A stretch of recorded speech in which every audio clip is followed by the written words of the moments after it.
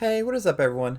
In this video, we're ranking every voyage in Sea of Thieves. So there's lots of different voyages in the game. Some are really great voyages, some are kind of not great.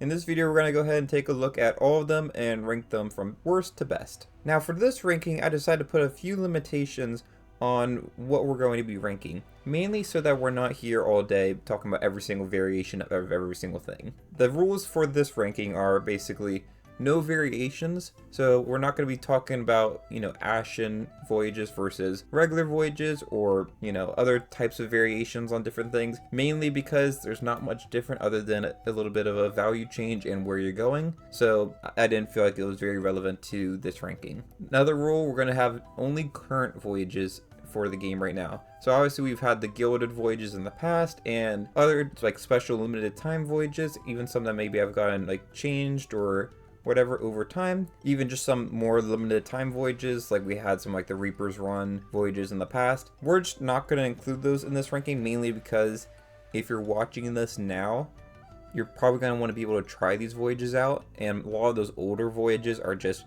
remixes of current stuff in the game already. Next rule we're going to have for this video is we're not going to talk about any of the combined voyages. So basically with season 11 they added these medley voyages, and those are essentially just a combination of several of the other different types of voyages that are already in the game. So those don't really make sense. It's basically just a bundle of all the other voyages. And then finally, we're not going to talk about raid voyages in this video, mainly because I feel like it's not really fair to compare the raid voyages, which are just the world events, to the other voyages because they're very different in my opinion. And I think the world events deserve their own ranking video in the future. So keep an eye out for that later on. But let's go ahead and get into this video. We have 13 total voyages to talk about, so we've kind of limited it down a good amount with those limitations. Starting off at our 13th spot though, we have the Skull of Destiny voyage. This voyage I like, but it's really just a quick way to start the Fort of the Dam. So the actual voyage part of this, where you just go into an island and gain the skull, is very simplistic. It's fine. I really like the compass that you get to go find these voyages and stuff. I really like the compass that you get to find the Skull of Destiny.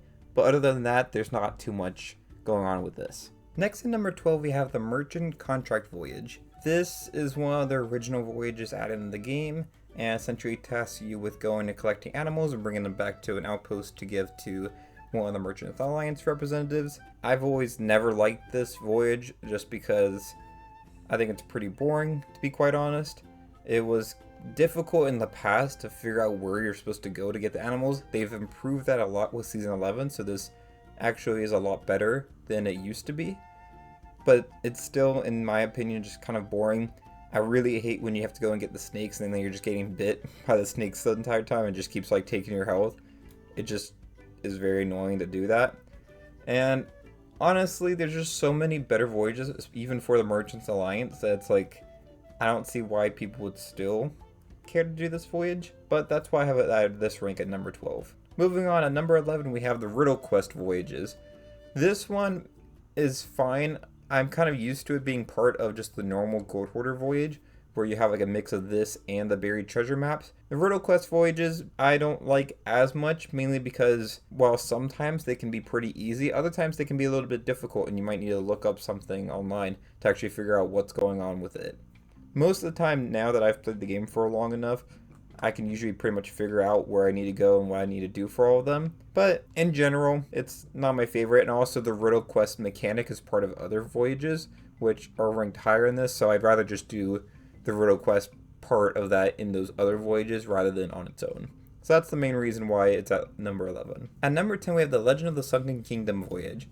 This voyage is one of the special voyages in the game. It requires you to get a certain amount of stuff done at the Sunken Kingdom shrines, and doing that unlocks this voyage, and it basically tasks you with going across the different Sea of Thieves shrines, doing certain things at each of them, and then finally you unlock this vault room where it reveals the secrets of the legend of the Sunken Kingdom and all that stuff. This is a voyage that, one, would be much better with checkpoints, where because you have to go across the map and you have to go to 3 different places to get the different things, it is very risky to do on your own especially, and the time that we did it, actually, I have the video, I'll link it here as well if you want to see. We actually got attacked while we were doing it, and someone stole the thing that we were progressing with, because when you're doing this voyage, you are down below the water in the Sunken Kingdom, of course. So anything can really happen to your ship at that time. So you're at a big risk doing this voyage, and it's very annoying when you get like 2 of the 3 different shrines done, and you can't progress because someone stole the chest thing that you have that is required for, you know, the other parts. So I think checkpoints would make a big difference for this voyage. But other than that, honestly, this voyage is one of those that's like a nice one-time experience. This is not a good replayable voyage. I would not go back and keep doing the Legend of the Sunken Kingdom voyage. It's really just, you kind of do it, you see the cool ending at the end, and then you're done. You don't touch it again. If you want to do the Siren Shrines, you just go to them and you don't really do the voyage ever again. That's just kind of my thought with it. I'd love to hear y'all's thoughts on this voyage in particular in the comments below. But let's move on to our number 9 spot with the Voyage of Legends.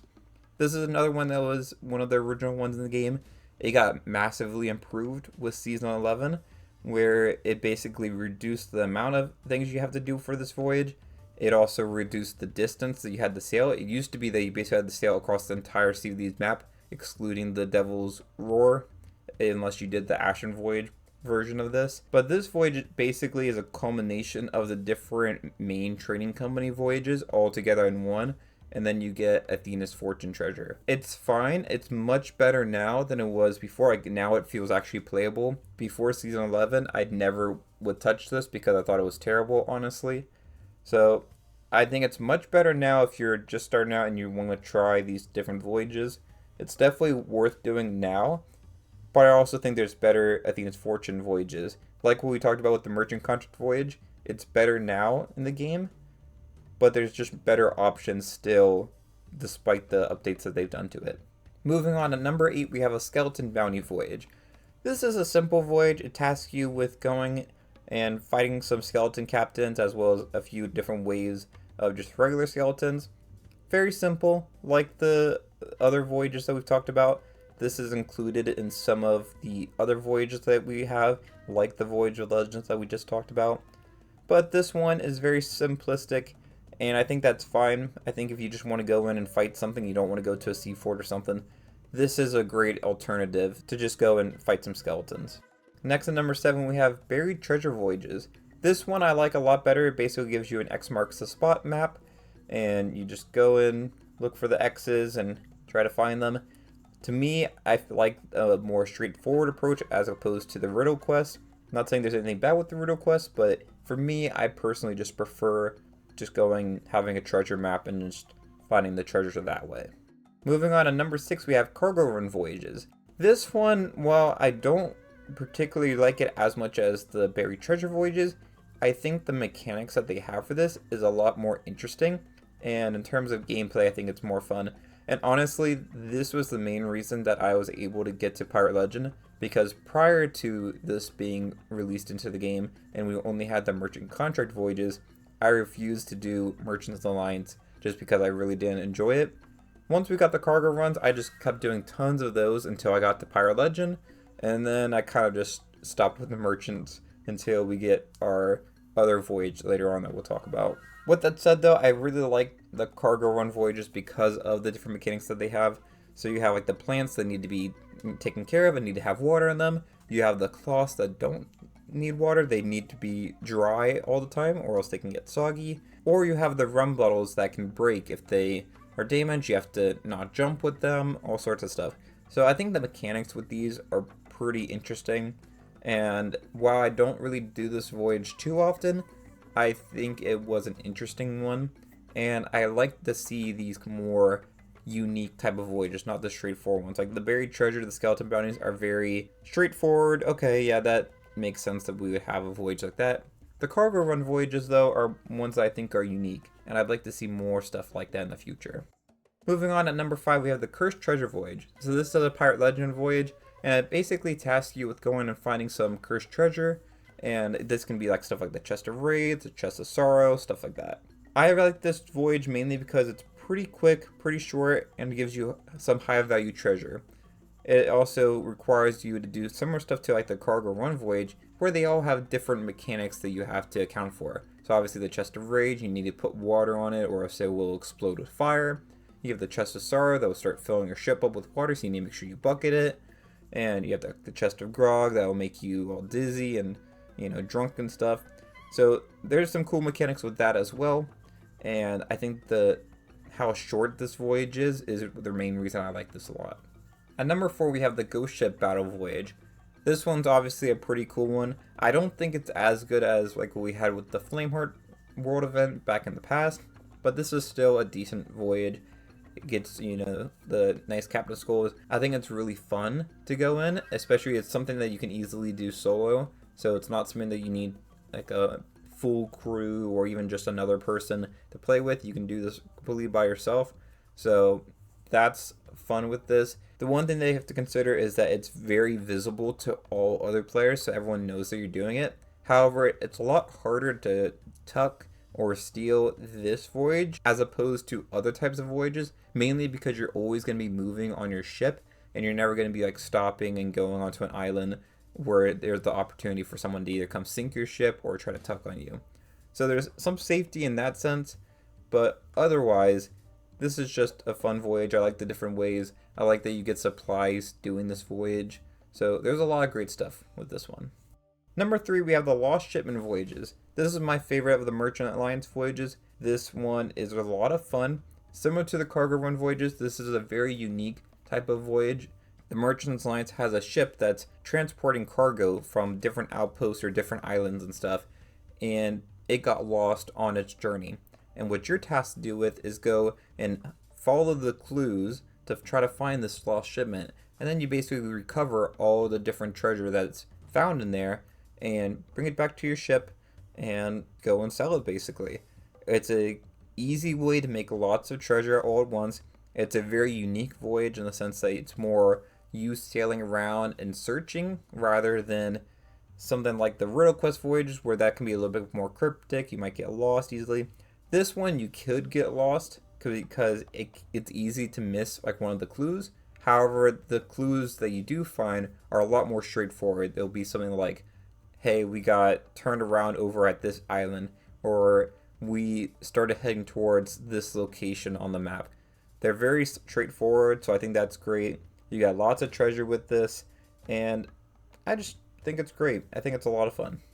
Similar to that, though, we have for the Gold Hoarders at number 2, the Treasure Vault Voyages. This one, I love going and doing these ancient vaults where basically you take the compass and you're trying to find this totem that's somewhere in the world, and you're getting different pieces, different fragments of this map, and you're looking for the X marks the spot on it. It might only take you 2 islands to go to find the X on the map that you need to find. It might take you more islands that you have to go to find the totem and fully fill out that map that you have.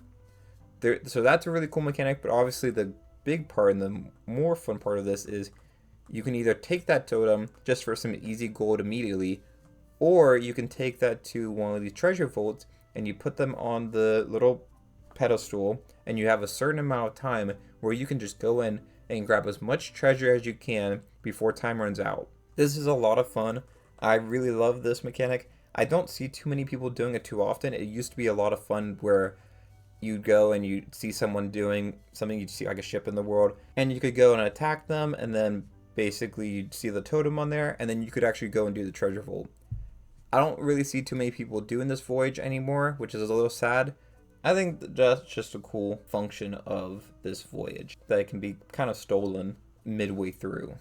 At our number 1 spot, this might be a little surprising to some people because I don't really talk about it too much, and I don't really do it too often, but I've gotten more into doing it lately. That's the Legend of the Veil. The Legend of the Veil, I think, is a great voyage. It's one of the most cinematic voyages we have in the game, in the sense that, similar to like the Tall Tales or the adventures that we used to have in the game, you have like characters popping up on your ship. Like you'll have the Pirate Lord that starts off talking to you on your ship, telling you what they're doing and stuff. You have even like the quest book that you get. It looks more like a Tall Tale book as opposed to the other voyages where it's like a map or a parchment or something. I love the replayability that they've built into the Legend of the Veil. So every time you do it, there's basically 3 stages. 2 of them are going to be random out of a select different options. So this might be a shipwreck graveyard, which is really cool. There is one where you're just fighting, phantom stuff on an island. There's other ones that are, similar. There's like picture map voyages that are similar to the Riddle Quest kind of, and other stuff like that. So there's a lot of interesting mechanics with this. It's a lot more advanced than the other voyages. So if you've been playing the game a lot more, it gives you more of a challenge with this voyage. And then it always ends with the final act being this giant ghost ship battle where you have to take down these different fort towers, and then you finally take down the final fort while also battling off all these different ghost ships. And at the end, you basically get a whole slew of treasure that you can take. This is a really entertaining voyage to do. Sometimes I think it takes a little bit too long. I also think you have a similar problem that you have with the ghost ship battle, where the final act of the Legend of the Veil is very revealing to all other players in the game, because you can basically see that event happening in the game from anywhere you are. And if you see that, everyone knows, hey, someone's actually doing that, so we might as well go sail there and steal some Athena treasure. So that's always the risk that you run with this. I think they could bump up the amount of treasure you get for completing it. It's not too bad. It's not like some of the other ones where I feel like they don't give enough treasure. This one feels like okay amount. They could definitely give some more just for the risks that you're partaking in while doing it. But other than that, I really like this voyage. I think there's a lot of great stuff with it. But that covers all the current voyages in the game. Let me know in the comments below, what is your favorite voyage that we have so far?